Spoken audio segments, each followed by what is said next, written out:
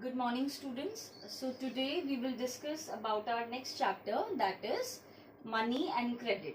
ठीक है, money and credit से आप लोग एक तरीके से क्या समझते हैं कि अगर आप कोई भी ट्रांजेक्शन्स वगैरह करते हैं तो उसके लिए आपको मनी की जरूरत करनी एक तरीके से पड़ती है.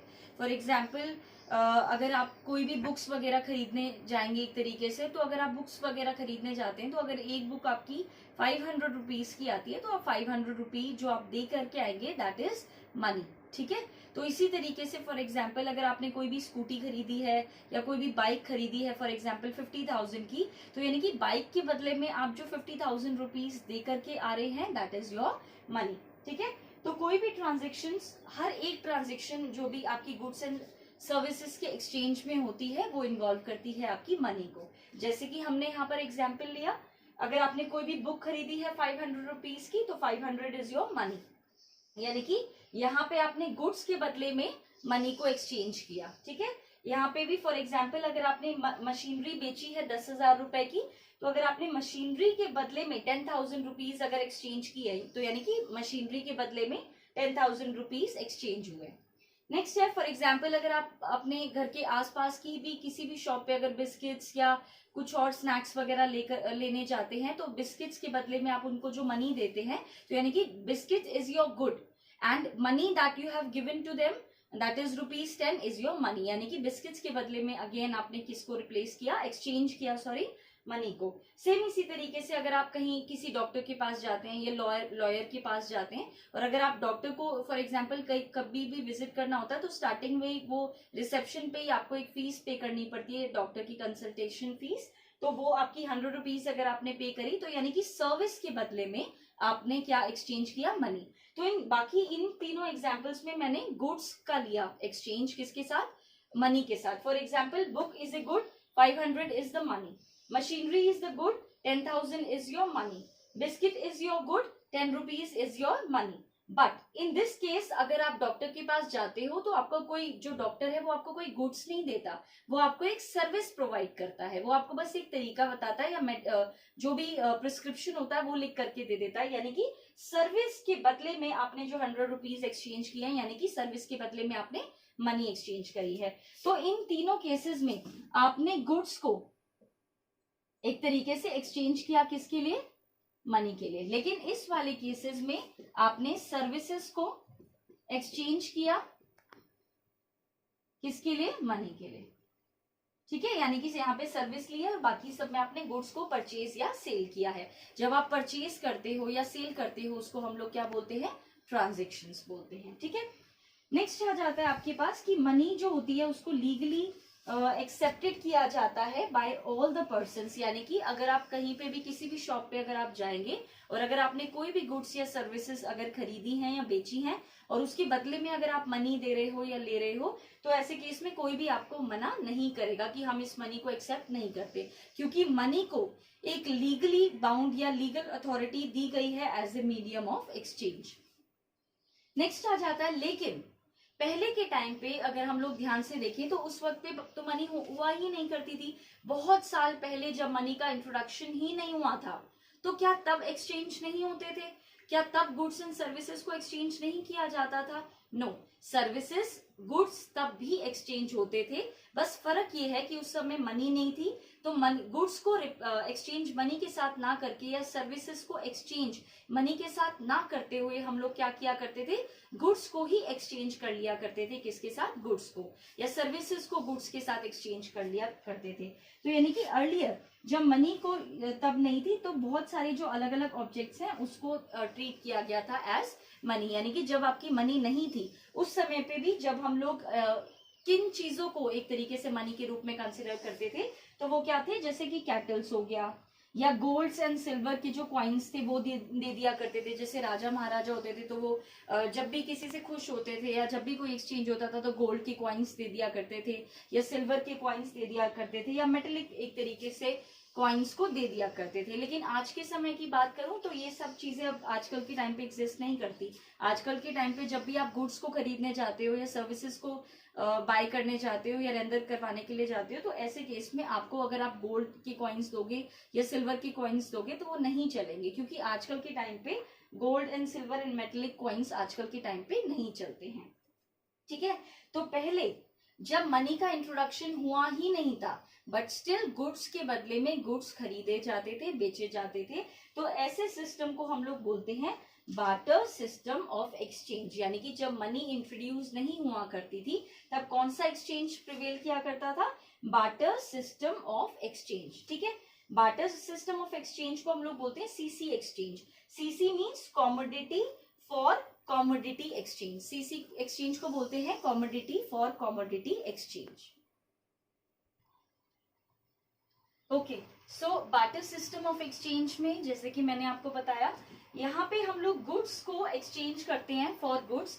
यानी कि यहाँ पे अगर दो पर्सन्स हैं तो यानी कि गुड्स के बदले में एक्सचेंज होता है किसका? गुड्स का। फॉर एग्जाम्पल, अगर एक पर्सन ने दूसरे पर्सन को शूज बेचने हैं तो ये उसको शूज बेच देगा, और उसके बदले में अगर ये उसको वीट दे देता है तो यहाँ पे शूज के बदले में जो मैंने वीट का एक्सचेंज किया, और दोनों ही क्या है आपके?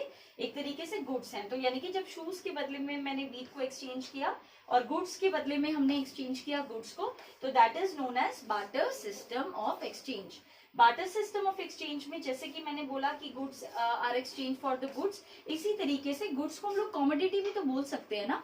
तो इसका मतलब क्या है? यहाँ पे बार्टर सिस्टम ऑफ एक्सचेंज में हम लोग बोल सकते हैं कि commodities are exchange for the commodities, कि यहाँ पे कॉमोडिटीज को एक्सचेंज किया जाता है फॉर द कॉमोडिटीज, ठीक है। और क्योंकि यहाँ पे कॉमोडिटी को एक्सचेंज किया जाता है फॉर द कॉमोडिटी, इसलिए बार्टर सिस्टम का एक और नाम भी है, that is CC exchange. CC exchange means commodity for commodity exchange, ठीक है। CC means commodity for commodity exchange, clear. लेकिन बार्टर सिस्टम ऑफ एक्सचेंज की कुछ प्रॉब्लम्स भी हैं, कुछ लिमिटेशंस भी हैं, उसको भी हम लोग स्टडी कर लेते हैं। तो एक बार्टर सिस्टम ऑफ एक्सचेंज की जो प्रॉब्लम है that is double coincidence of bonds, ठीक है। डबल कोइंसिडेंस ऑफ बॉन्ड्स का मतलब क्या है? बॉन्ड्स का मतलब क्या है? जो इच्छा है आपकी। कोइंसिडेंस का मतलब क्या है? एक तरीके से कोइंसाइड होना। डबल हम लोग इसलिए यूज करेंगे क्योंकि दो पार्टीज एक तरीके से हैं, ठीक है। तो डबल कोइंसिडेंस ऑफ बॉन्ड्स का मतलब क्या होता है? फॉर एग्जाम्पल, हम लोग यहाँ पे ले लेते हैं कि एक पर्सन है, ठीक है, जो कि एक तरीके से वीट खरीदना चाहता है, ठीक है, और दूसरा पर्सन है जो कि एक तरीके से क्या खरीदना चाहता है? शूज खरीदना चाहता है, ठीक है। अब अगर दोनों ही पार्टीज यानी कि डबल कोइंसिडेंस ऑफ बॉन्ड्स का मतलब क्या होता है? अगर ये शूज एक तरीके से खरीदना चाहता है और ये वीट को खरीदना चाहता है, तो आपस में दो पर्सन्स ऐसे मिल जाएं कि जो दोनों ही आपस में एक दूसरे से एक्सचेंज कर सकते हैं, उसमें क्या आ जाती है? प्रॉब्लम हो जाती है। हो सकता है ना कि ये शूज खरीदना चाहता हो तो ये शूज बेचना ना चाहता हो, या उसके पास शूज बेचने के लिए हो ही ना, उसके पास कोई और चीज हो बेचने के लिए। सेम इसी तरीके से फॉर एग्जाम्पल, अगर ये वीट खरीदना चाहता है, ठीक है, तो हो सकता है ये वीट बेचना ही ना चाहता हो, या हो सकता है इसके पास वीट हो ही ना। तो at one point of time अगर दो पर्सन्स हैं और एक बेचना चाहता है और दूसरा खरीदना चाहता है, तो ऐसे केस में सेम प्रोडक्ट को ही एक तरीके से, फॉर एग्जांपल अगर ये शूज खरीदना चाहता है और वो वीट खरीदना चाहता है, तो दोनों ही आपस में ट्रांजेक्शन करेंगे। इसका थोड़ा इनकी प्रॉब्लम्स को क्या हो जाता है? एक तरीके से यहाँ पे प्रॉब्लम क्रिएट हो जाती है, ठीक है। तो यानी कि at one point of time, एक ही समय पर एक इंडिविजुअल अगर चाहता है, एक्सचेंज करना चाहता है, गुड्स को बेचना या खरीदना चाहता है अदर इंडिविजुअल्स के साथ, ताकि उसकी वांट्स क्या हो सके? सेटिस्फाई। तो इट इज डिफिकल्ट, ये बहुत ही ज्यादा डिफिकल्ट हो जाता है एक ऐसे इंसान को ढूंढना, टू फाइंड समवन जो कि वही बेचना चाहता हो जो आप खरीदना चाहते हैं, और वो वही खरीदना चाहता हो जो आप बेचना चाहते हैं। यानी कि जो आप बेचना चाहते हैं, सामने वाला भी विलिंग होना चाहिए उसको खरीदने के लिए, और अगर सामने वाला अगर आपको कोई बेच रहा है तो आप भी विलिंग होने चाहिए खरीदने के लिए। तो एक पॉइंट ऑफ टाइम पे दोनों की वांट सेटिस्फाई हो जाना, या ऐसे पर्सन्स का मिल जाना जो कि आपस में एक्सचेंज के लिए तैयार हो, ये बहुत ज्यादा क्या हो जाता है? डिफिकल्ट हो जाता है। लेकिन अगर यही मैं बोलूं कि लेकिन अगर गुड्स को एक्सचेंज ही ना करना पड़ता, गुड्स से तो क्या होता? मनी के अगर हम लोग इसी के बदले में मनी का यूज करते हैं, फॉर एग्जांपल अगर मेरे को शूज चाहिए तो मैं मार्केट जाऊंगी, शूज खरीद के आ जाऊंगी, उसके बदले में मैं मनी दे दूंगी। सेम इसी तरीके से अगर उसको वीट भी खरीदनी थी, तो फॉर एग्जांपल अगर उसको वीट चाहिए और इंट्रोडक्शन भी हो चुका है मनी का, तो ऐसे केस में क्या होगा? वो वीट को एक तरीके से खरीद लेगा और उसके बदले में मनी को एक तरीके से दे देगा सामने वाले को। तो इसका मतलब क्या है, डबल कोइंसिडेंस ऑफ बॉन्ड्स में तो at one point of time पे दो ऐसे पर्सन्स मिलना जो एक्सचेंज के लिए तैयार हैं एक तरीके से, तो वो बहुत ज्यादा एक तरीके से प्रॉब्लमेटिक हो जाता है। लेकिन with the introduction of money, ये जो डबल कोइंसिडेंस ऑफ बॉन्ड्स है उसकी जो प्रॉब्लम है वो क्या हो जाती है, रिमूव हो जाती है। डबल कोइंसिडेंस ऑफ बॉन्ड्स की प्रॉब्लम रिमूव हो जाती है with the introduction of money. So अब हम लोग करते हैं हमारा next topic, that is modern forms of money. ठीक है, तो मॉडर्न फॉर्म्स ऑफ मनी को बताने से पहले सबसे पहले मैं आपको बताना चाहूंगी कि किस तरीके से मनी का इंट्रोडक्शन हुआ या इवोल्यूशन हुआ। ठीक है, तो सबसे पहले मैंने आपको जैसे कि बताया भी था कि हम लोग मनी को एक तरीके से कुछ ऑब्जेक्ट्स की तरह लेते थे, जैसे कि कॉइन्स वगैरह हो गए या जो भी चीजें हैं। ठीक है, तो कैटल्स वगैरह हो गई। तो हम लोग इवोल्यूशन पढ़ लेते हैं सबसे पहले मनी का, कि किस तरीके से मनी आई। ठीक है, तो इवोल्यूशन ऑफ मनी में सबसे पहले आए आपके गोल्ड एंड सिल्वर के कॉइन्स। ठीक है, सबसे पहले हम लोग as a medium of exchange हम लोग यूज किया करते थे गोल्ड एंड सिल्वर के कॉइन्स को। उसके बाद हम लोग अलॉय मेटल्स का एक तरीके से यूज करने लगे। अलॉय मेटल्स के बाद एक तरीके से पेपर मनी आई, और उसके बाद आई आपकी प्लास्टिक मनी, या फिर हम लोग कह सकते हैं इलेक्ट्रॉनिक मनी। ठीक है, करंटली अगर मैं बात करूं तो पेपर मनी और प्लास्टिक मनी करंटली इस वक्त चल रही है। आप सोचेंगे कि पेपर मनी क्या होती है, तो पेपर मनी नॉर्मल जिसको आप एक तरीके से घर में भी यूज करते हैं, एक्सचेंज के लिए यूज करते हैं।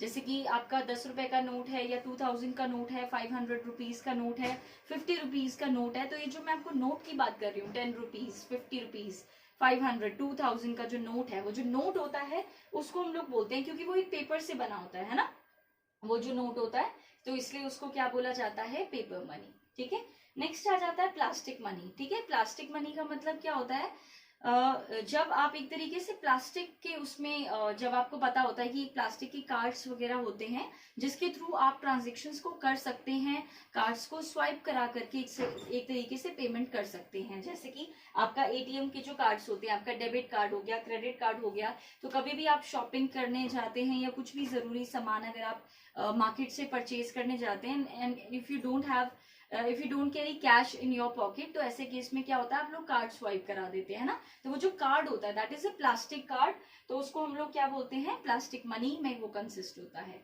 नेक्स्ट आ जाता है इलेक्ट्रॉनिक मनी। इलेक्ट्रॉनिक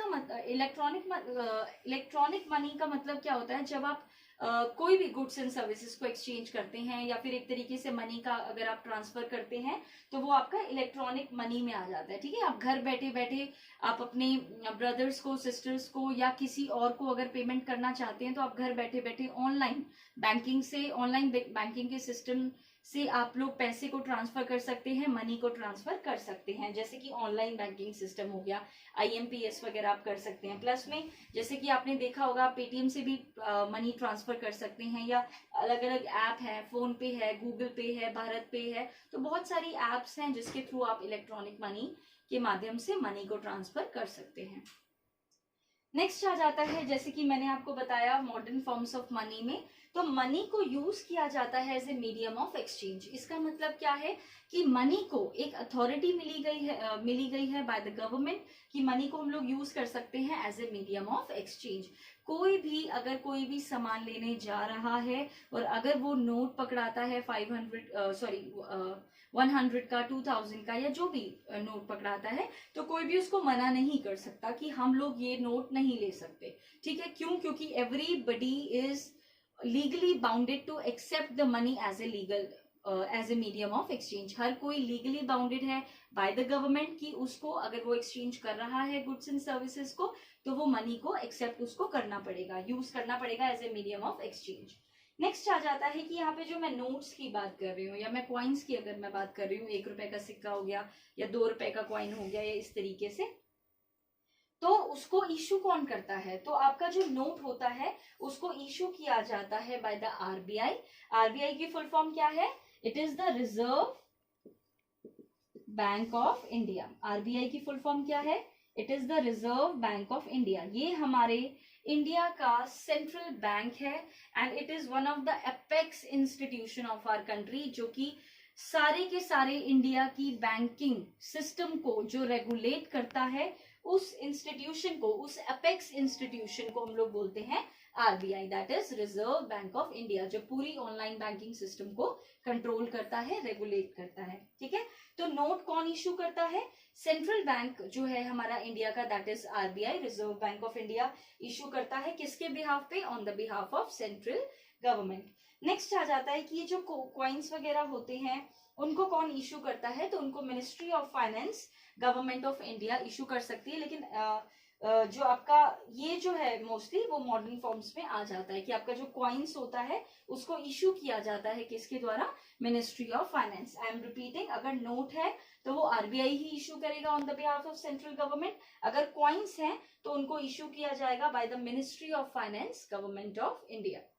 नेक्स्ट आ जाता है आपका मॉडर्न फॉर्म्स ऑफ मनी में ही, जैसे कि मैंने आपको बताया, तो इसमें करेंसी और डिपॉजिट्स विद द बैंक दोनों आ जाते हैं। ठीक है, तो अब हम लोग फटाफट स्टडी कर लेते हैं किसको? Currency and deposits with the bank को। ठीक है, तो मॉडर्न फॉर्म्स ऑफ मनी में जैसे कि मैंने आपको बताया दो चीजों का समेशन है। एक आपका करेंसी, जो कि हम लोग ऑलरेडी डिस्कस कर चुके हैं, जो सारा मैंने आपको बताया वो करेंसी का था पार्ट। और ये नेक्स्ट आ जाता है आपका डिपॉजिट्स विद द बैंक। ठीक है, तो डिपॉजिट्स विद द बैंक के अंदर बेसिकली क्या आ जाता है? तो जब मैं डिपॉजिट्स विद द बैंक की बात करती हूँ तो लोग अपने पैसे को डिपॉजिट करा देते हैं किसमें? बैंक में। यानी कि अगर कोई भी पर्सन है, अगर उसको अपनी मनी को एक तरीके से डिपॉजिट कराना है तो वो बैंक जाएगा और अपने पैसे को, जो भी इसके पास अमाउंट है, वो डिपॉजिट करा देगा उस मनी को। फॉर एग्जाम्पल, इसने डिपॉजिट करा दिए 10,000 रुपीज, इसने डिपॉजिट करा दिया इनटू बैंक। ठीक है, तो जो भी पीपल होते हैं, यानी कि जो आम पब्लिक होती है, जो जनता होती है, जो पीपल होती है, वो डिपॉजिट करा देती है अपने पैसे को किसके अंदर? डिपॉजिट करा देती है बैंक में, डिपॉजिट करा देती है। ठीक है, नेक्स्ट आ जाता है हमारा, जब भी हम लोग डिपॉजिट कराते हैं तो क्या हम निकलवा सकते हैं पैसे? यस, आप लोग जब चाहे अपने पैसे को निकलवा सकते हो। आपको बस एक डिमांड करनी है कि हमको अपने पैसे निकलवाने हैं, विड्रॉ कराने हैं, तो आपकी एक डिमांड पे ही आपके पैसे क्या हो जाएंगे? विड्रॉल हो जाएंगे। ठीक है, तो इसको हम लोग क्या बोलते हैं? Demand deposits. तो उसको हम लोग क्या बोलते हैं? Demand deposits. डिमांड डिपॉजिट्स का मतलब क्या है? आप अपने पैसे को, द अमाउंट, या फिर एक तरीके से जो आपकी मनी है, जो आपकी खुद की मनी है, योर बैंक अमाउंट मनी, आपकी जो खुद की बैंक अमाउंट की जो मनी है, या फिर कह सकते हैं जो कैश होता है, उसको आप विड्रॉ करा सकते हो। तो cash is withdrawal. The cash can be withdrawn on the demand.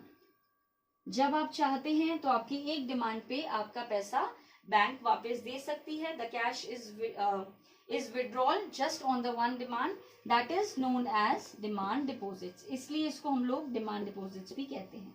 तो डिमांड डिपॉजिट्स का मतलब क्या होता है? जब आपके पैसे आप जब चाहते हो, आपको एक ही डिमांड पे वापस विड्रॉ अगर आप कर सकते हो तो उसको हम लोग क्या बोल सकते हैं?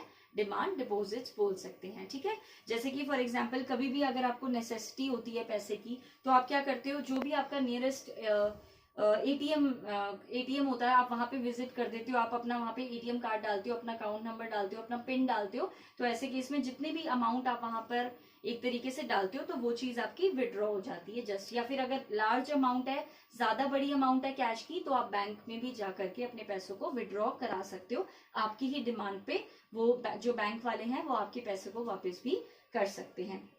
नेक्स्ट आ जाता है आपका कि आपकी ये जो करेंसी और जो डिपॉजिट्स है वो एक तरीके से कंप्लीटली एक तरीके से क्लोजली लिंक्ड है to the modern forms of money. यानी कि अगर मैं करेंसी की बात करूं या डिपॉजिट्स की बात करूं, ये दोनों ही आपस में लिंक है। तो करेंसी और डिपॉजिट्स विद द बैंक आपस में लिंक है। किसके साथ लिंक है? With the working of modern forms of money. ठीक है, तो आपकी जो मॉडर्न फॉर्म्स ऑफ मनी है, तो करेंसी है और डिमांड डिपॉजिट, ये दोनों ही आपस में क्या है? लिंक है। तो आज की क्लास को हम यहीं पे वाइंड अप करते हैं। Thank you.